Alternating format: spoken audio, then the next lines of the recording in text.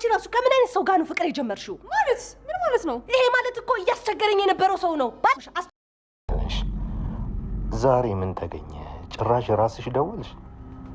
የኔ ቆንጆ መቼም ልታገኘኝ ተስማምተሽ ነው አይደል?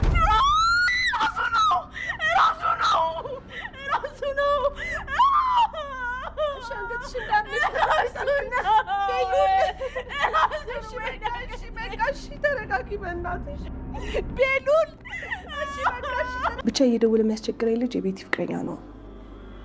ቆይ ግን ስልኩ አለኝ ልስጥህ? ይሄ ሁሉ ነገር ቢኖርሽ ምን ጥቅም አለው? እኔ እኮ ነኝ የማኖራችሁ። ደጋግመሽ ይሄንን ቃል አትናገሪ። አንቺም የምትኖሪው በእኛ ነው። እሺ ምን አልሽ አንቺ? ጫፊን እንዳትነኪ፣ ተከበሪ። ያለሽው መንገድ ላይ ነው። እሺ እንዳትዋረጂ። መሲ አንቺን እኮ በአንድ ማስረጃ ብቻ ላጠፋሽ እችላለሁ። ገባሽ? ተይ እንጂ እንደዛ ነው የሚሰማሽ? ማንበብ የለብሽም ሁለተኛ እንዳትነኪው። እሺ ኧረ እባክህ ለምን ሲባል የአባቴን ነው ስጠኝ ማንበብ ፈልግ። የደፈረሰው እየጠራ የተደበቀው እየወጣ የተዳፈነው እየተገለጸ መጥቷል። የሄለን ጉድ እየወጣ ሀቁ እየተደፈነ የነበረው እየተገለጸ መጥቷል። እጅግ የሚገርመውና እጅግ የሚደንቀው ነገር መሲና ሄለን ተፋጠጡ። በስተመጨረሻም መሲን ዘብጥ እያስወርድሻለሁ፣ አንቺ የምትሰሪው ከባድ ወንጀል እንዳለ ማስረጃ ላይ ስትል ለመሲ ነገረቻት። መሲ ከቁብ ሳትቆጥረው ነገሩን ቀለል አድርገዋለች። ሄለን በስተመጨረሻም ልጇ እጅግ የሚገርመውን ነገር ሚስጥሩን ለማወቅ ጓጉታለች። ኤልሹ የተደበቀ ሚስጥር አለ፣ ወንድሜ እንዳላየው የሚፈልግ እንዳላነበው የሚፈልግ ይህ ጉዳይ ምንድን ነው የሚለው ዛሬ እየከነከናት ነው። ምናልባት አባቴ ስለኔ የጣፈው ደብዳቤ ሊሆን ይችላል። እናቴ ስለምን ከኔ መራቅ ፈለገች? ለምን ወንድሜን በዚህ ያህል ልትከላ ፈለገች? የሚለው ጥያቄ እንዲመለስላት ትፈልጋለች። ትልቁ ጉዳይ የቴዲ ጉድ እየተጋለጠ ነው። ሌዛ ለጓደኛዋ እኔ ፍቅረኛሽን እየጀነጀንኩብሽ ሳይሆን እሱ ነው ወጥመድ እየዘረጋልኝ በየቀኑ ዛቻና ማስፈራሪያ የሚልክብኝ። ካላገኘሁሽ እገልሻለሁ፣ ብዙ ነገር አረግሻለሁ ይለኛል። ከፈለግሽ ይኸው ማስረጃው ስትል የጻፈላትን ቴክስትና ያረገላትን ቮይስ ስታዳምጥ የሌዛ ጓደኛ ጨርቋን ጥላበደች። በፍጹም አምነዋለሁ፣ አፈቅረዋለሁ፣ ይሄ ሞኝነት ነው፣ በፍጹም እሱ ይሄን አያደርግም፣ አላምንም እያሉ እየተጨቃጨቁ እያለ ቤሉል ይደርሳል። በጣም የሚገርመውና የሚደንቀው ነገር በዚህ አጋጣሚ እየከነፈች ቤቱ ስትሄድ መሲል ልታገኛት ትችላለች። ስለዚህ የቴዲ ጉድ በአጭሩ የሚወጣበት ቀን ደርሷል። ቤሉልም የቴዲን ስልክ ቁጥር መያዙ በጣም አሪፍ ነው። ምክንያቱ ቤሉል ኦልሬዲ ሊደውልለት ይችላል። ቴዲ ሆኖ ሲያገኘው መሲም ወጥመድ ውስጥ እንዳለችና ቁማር እየተጫወተባቸው ድብቅ ማንነት እንዳለው ይረዳል ማለት ነው። ምክንያቱም መሲን ሊያተርፋት ይችላል። በዚህ አጋጣሚ ቤሉል ለቴዲ ደውሎ ማንነቱን እሱ እንደሆነ እንኳን ባያውቀው ቤሉል የቴዲ ማንነት ካወቀ በሶስቱ ህይወት ውስጥ የሚጫወተው እሱ እንደሆነ ካወቀ መሲን ለማትረፍና መሲን ለማዳን ይሞክራል ማለት ነው። በመሲ ቤትስ ይህ ፎቶ ለምን ተገኘ? ስለዚህ ሰውዬ የሆነ ማንነት የተደበቀ ነገር አለው፣ ከሄለን ጋር እየሰሩ ነው የሚለው ነገር ነው የሚረዳው። በጣም አብዳለች፣ ጨርቋን ጥላለች፣ በፍጹም ማመን አልችልም፣ ይህ ሊያረግ አይችልም የሚለውን ነገር ነው። ቤሉልም ግራ ጋብቶታል። በስተመጨረሻም ሌዛ ለቤሉል የነገረችው ነገር የእሷ ፍቅረኛ እኔንም ያወራኛል፣ በእርግጥ እሷ የኔ ጓደኛ እንደሆነች አያውቅም፣ እኔም አላውቀውም፣ ግን የሚያስቸግረኝና የሚዝትብኝ ሰው ነበረ። እሱ ማለት እሱ ነው። ድንገት ታማ ስልኳ ጠፍቶ ሳለ በእኔ ስልክ እንድደውል ስትሰጣት ያንን ያየችው እዛ ነው። ምክንያቱን እየነገርኳት እያለ ግን ማመን አልፈለገችም። ለዛ ነው በዚህ ያልክ ስሜታዊ የሆነችው ስትለው ቤሉል ስልኩን መቀበሉ በጣም አሪፍ ነው። ትልቁ ጉዳይ መሲ ናት። መሲ በስተመጨረሻም እናቴ ይቅር በይኝ፣ ወደዛ ቤት መመለስ እፈልጋለሁ ስትል ወይዘሮ ለእናቷ ነግራት እናቷና መሲ ተገናኝተዋል። እጅግ የሚገርመው ነገር እናንተ ያላችሁኝ ሰምቼ ቢሆን ኖሮ በማለት እንግዲህ እናቷን ይቅርታ ጠይቃለች። የእናት አንጀት አይጨክንም እና ወንድምሽ እንዳያይ ሌላ ሰውም እንዳይሰማ በማለት በድብቅ ዳግኝታታለች።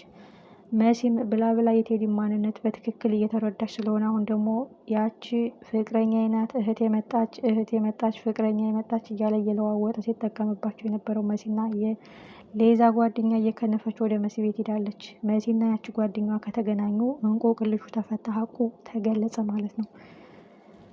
የሚገርመውና የሚደንቀው እውነት ተቀብሮ አይቀርም።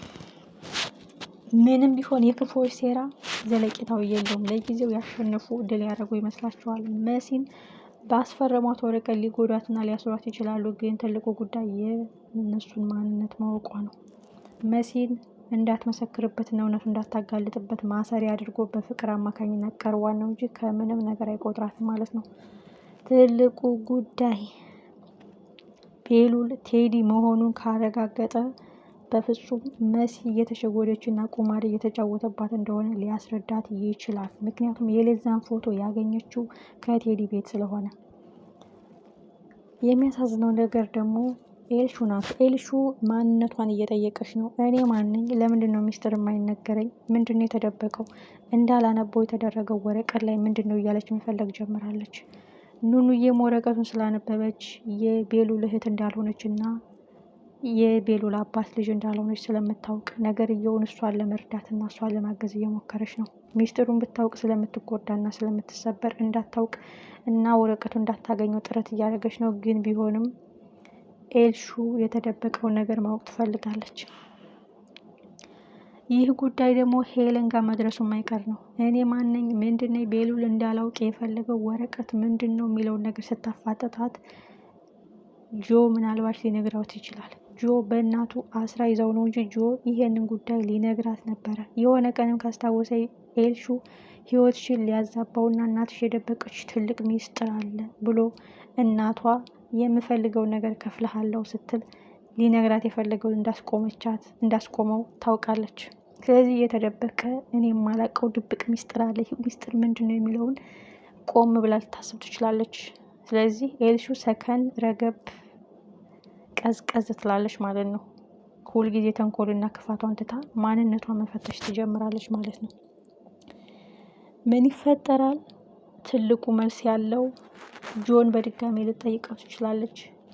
እናቱ በሷ እናት እጅ ስለሆነች ላይነግራት ይችላል። ግን ድግግሞሹ ድብብቆሽ ሲበዛባት ኤልሹ እናቷ ጋር መጋፈጥና የተደበቀውን ወረቀት ማግኘት አዶኒስ እኔን የሚከታተለኝና ከኔ ማወቅ የሚፈልገው ሚስጥር ምንድን ነው የሚለው ነገር አሁን ኤልሹ ነገሮች ጥያቄ እየፈጠሩባት የምትጠይቀው ጥያቄ ግን መልስ እያጣች በበዛ ቁጥር እኔ ማነኝ? ምንድን ነኝ የሚለው ጥያቄ ጎልቶ ይወጣል። የሄለንና የቴዲ ጉድ ይጋለጣል። ቤሉል እውነታውን ማፈንዳት ሀቁን ማፈንዳት ማስረዳት አለበት። ኤልሹ እናቷን እርግፍ አድርጋ መጥላት አለባት። የደበቀቻት አደገኛ ወንጀለኛና እሷንም ብዙ ነገር እንደደበቀቻት መናገር አለበት። ቴዲ ቤት የተዘጋበት ሰውስ ማን ነው?